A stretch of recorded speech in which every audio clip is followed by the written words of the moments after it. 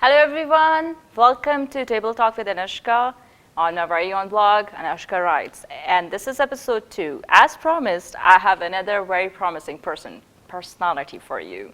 My very good friend, Fasieh Mehta. Hello, thank you for having me.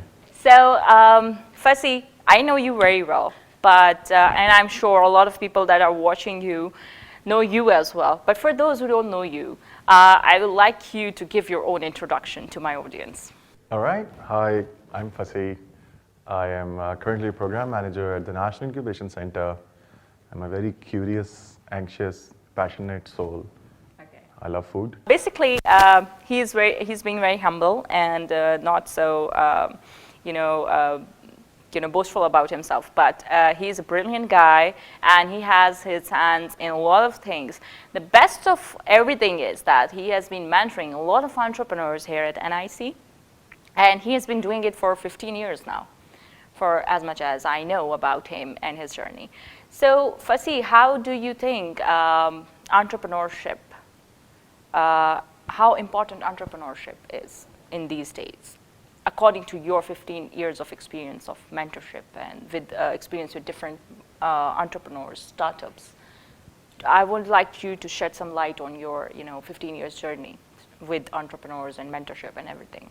So, firstly, a little bit of a disclaimer. My 15 years, a little above 15 years journey has not entirely been mentoring entrepreneurs, right? But it's been a very humbling experience and very, very exciting to say the least. What started as lots of internships and waitering and very other humble experiences and led on to greater things. When we look back now, what might seem very difficult times at those times, when you're going through those times, yeah, I've done so much, I've studied all and all that, why should I do this? Why should I be sitting as a dispatcher, putting stamps on the letters that are going out? Why should I be fixing stamps or marking people's attendance all day long? So those were some really challenging assignments, I must say, but when I look back, I believe these were little pieces of a larger jigsaw puzzle that were meant to be there for a part of a greater plan to make you what you are. And it's been a very, very nice, very learning journey. Lots of failures, lots of rejections, hence, I would say, good experiences. Stepped into the professional life quite early, but the time that you said we're going through, why entrepreneurship is important. Well, it is most important because we're going through a very challenging and tough time, especially because of the fact, the way the economy is shrinking, the way we are now being looked at from an international standpoint. And the most important of all, 70% of us, 220 million, are young, under 35. So this is that most opportune moment that what do you equip these young ones with?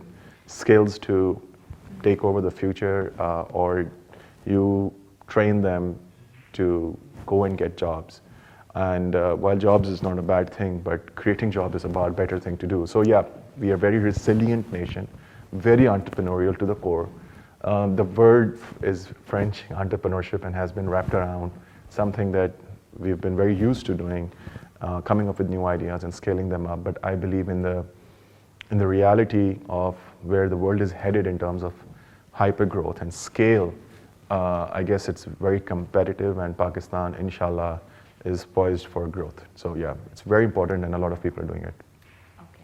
Very interesting, and of course very knowledgeable as well. So coming to the next question, how does, now that you are here, to this point here in NIC as a program manager, how does it feel like to be mentoring? It's such a soothing feeling. You feel like you can touch someone's life. You can have directly impact. Have an impact, yeah. Yeah, because if someone just listens to you, and I must say, first of all, it's a huge responsibility. Because whatever you are going to advise and someone is listening to you and going to follow it, it would impact his or her life and the lives of others that are involved in that business. So it's a huge responsibility. And I must say, I'm really honored and humbled, but it is an amazing experience. You have big shoulders, it's all right. Yeah, big ones. Right now in the entire body, I can probably I've put on more weight by taking the responsibility, perhaps. Yeah, that's a nice excuse. So coming back, I believe it's a very enriching experience, a very fulfilling experience. and it's an amazing energy that you see, and it inspires me. Do you feel more like spreading the vibes of positivity and vibes of energy and vibes of can-do attitude all the time? Yeah, I'm known here as a chief troublemaker. Okay. कुछ लोग Wow, Jallad that's का नाम new. भी देते हैं शायद. Oh, really? Yeah, because to you? I That's unbelievable. I push them. Many times until you are pushed to the limit, you don't realize what you really got in you, right? Because many people just are. Capacity, I always yeah. tell these startups and entrepreneurs that many of them would have amazing ideas. It's the execution that lacks at most of the times, and they would all be standing on a cliff. That I want to do this, I want to do this. They know that there's So a करो crunch. ना. You should. हाँ, but they don't ना. जो entrepreneur होता है वो पीछे से आता है, वो ये खड़े हुए देख रहे होते हैं, वो भाग के जंप मारता है, आगे निकल जाता है और वो ग्रो कर जाता है. So that is always going to be the difference. So between the initiative taker and the want to take an initiative guy. Okay, So yes. So the next question is that once you see someone coming, you have a lot of startups and entrepreneurs coming to you. What is your criterion of judgment if a startup is going to reach somewhere, or if a startup is going to achieve their goals or not? How do you initially judge them?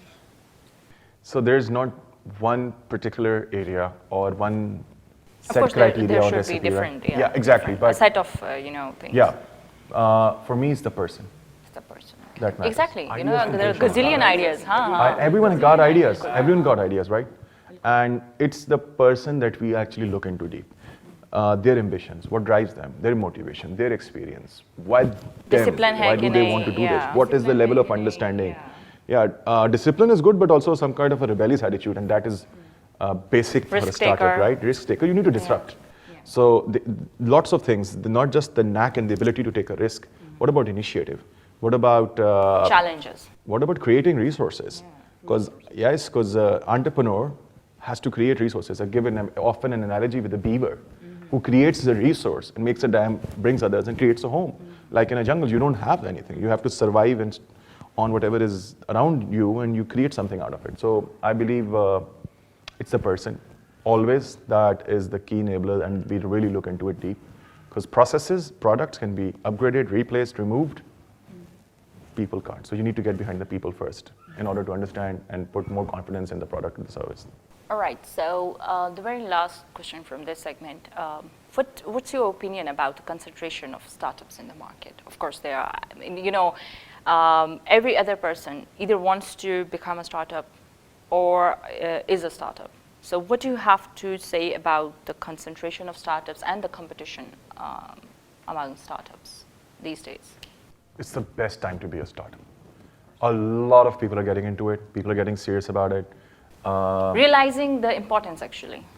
Yes, because, a startup normally defies the norms of doing a business, right? So for instance, State Bank or other financial institutions or SECP, the regulatory bodies, would define a business as a small, a medium, or a large, or cottage industry based on the number of employees or the revenue. Guess what? WhatsApp had 6 employees, right? And had billions of dollars of valuation. Yeah, so of course. Point is that they defy all these norms. So startup is, while it seems like a very cool thing to do, it's a very, very, I would say, exciting journey to be a part of, but also a bit painful as well, and full of challenges. So these people, that's the reason you say that an entrepreneur is a risk taker. Normally the trend is increasing. It's not that old. The ecosystem in Pakistan, like 9 years old, or 10 max, but while we are still at nascent stages, every next cohort that we open our applications are here at NIC. Just to give you an example, we get now maturer startups who know what they want, a better product. More of them are now at the revenue growth stage, or some at validation stage. And the best part is that people are also, serious investments are coming in, more at Series A level, not at seed level. But I would say that it's improving, it's getting better, and all the incubation centers. And most importantly, there is a wider awareness now. If I take it back to about 10 years or like 8 years, only we would see accomplished business people. I mean, the can-do attitude to become an entrepreneur among youth is, in my opinion, recent. I mean, not something that I've been seeing for years. I agree. And amongst the youth, it's as recent, although becoming an entrepreneur may not be that recent. But I'm generally, specifically talking about Pakistan. Yeah, in Pakistan, the awareness is spreading because of the recent successes, right? So we need lots of successes and we need to celebrate our local heroes, right? So people, when they get investment in Pakistan, Pakistani entrepreneurs, whether they're based here or outside, when they build great companies and when they create lots of jobs, this is a great thing to celebrate. And when more people do that, then, one thinks that if he could, she could do it, why can't I do it? One thing more, that when I decided to start this blog, after my first show, it took me about a month to reconsider what I was doing, literally.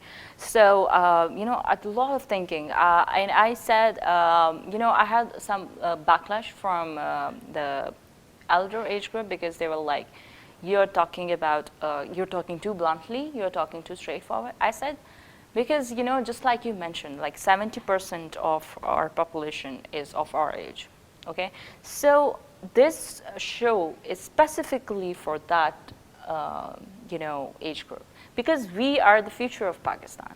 And what we build today and what we teach our children today is going to be the future after this generation passes.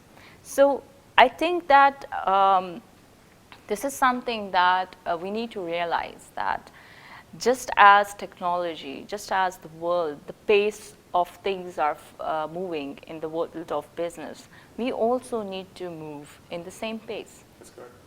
I hope you agree with that. I absolutely do.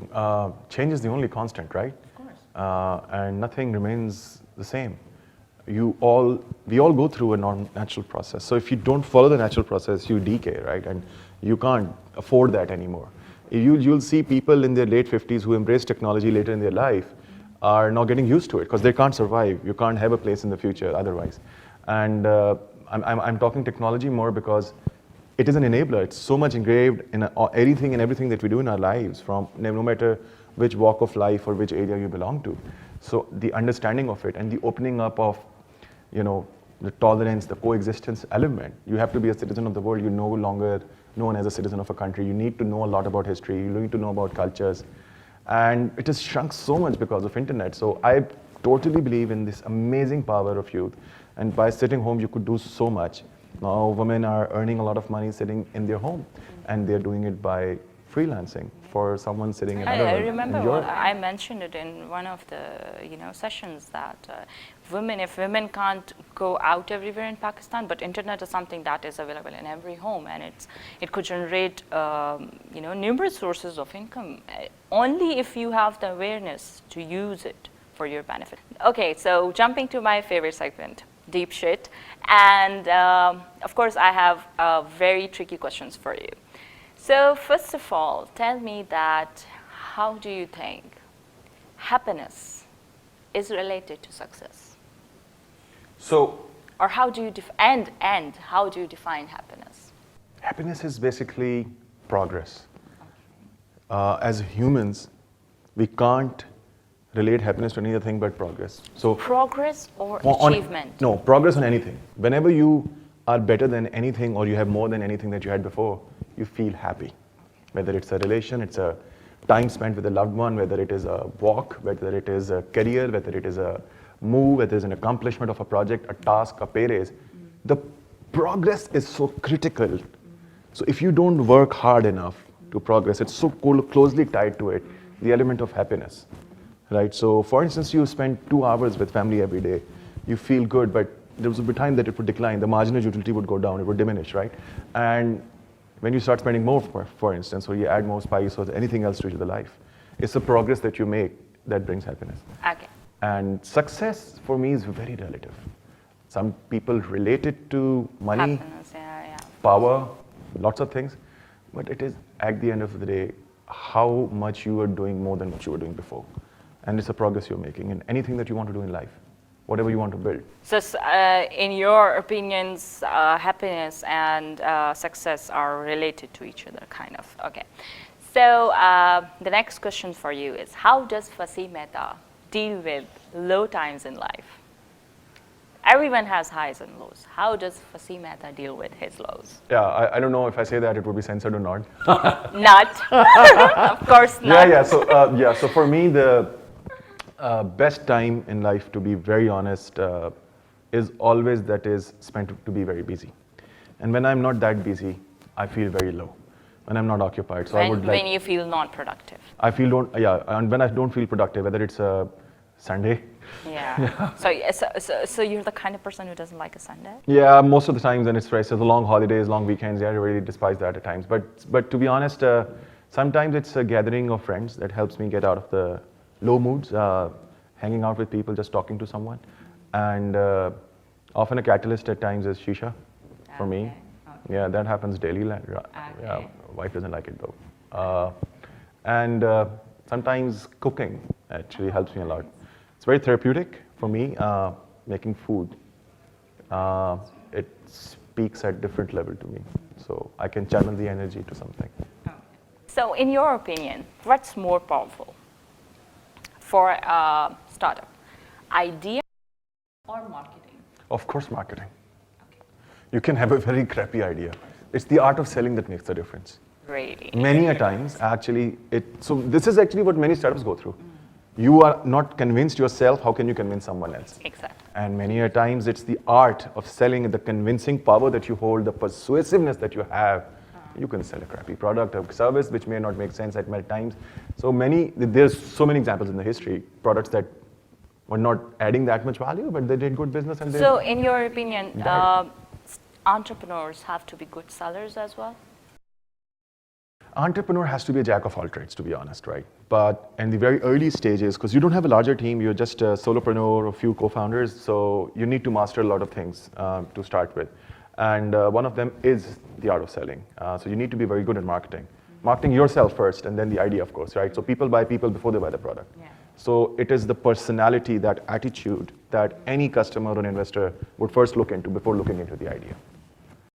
So if I ask you to tell my audience something valuable, which you think is the crux of your entire life, something that if they listen and follow could have an impact in their lives, what would that be? So I was born after 24 years of my parents' marriage, and I opened up eyes when they were elderly age, and soon they passed away when I was growing up. I was young.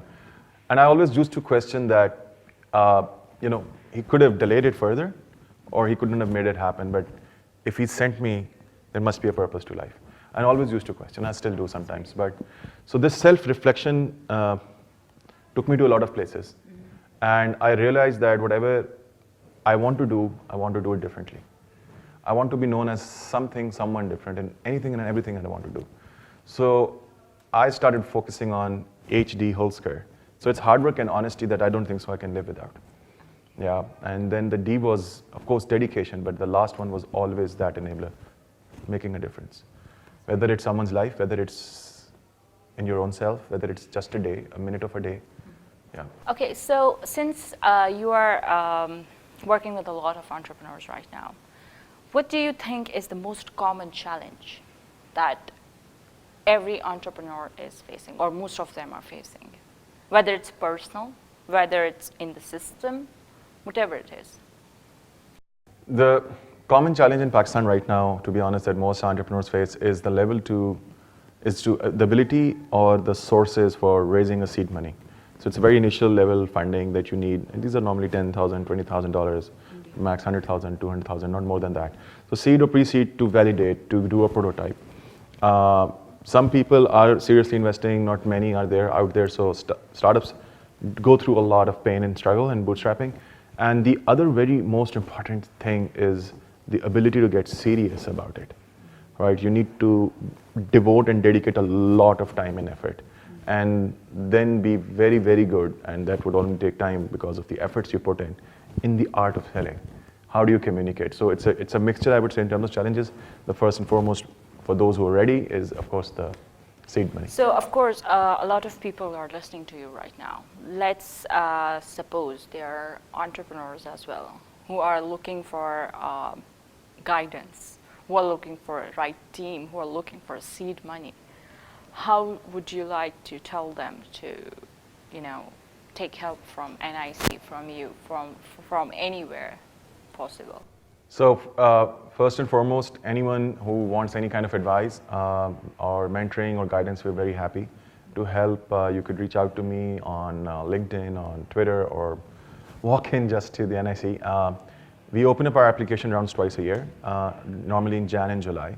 And it's a very competitive process, around 2% acceptance rate. So do apply, do get to know what the applications are about, what we are looking for.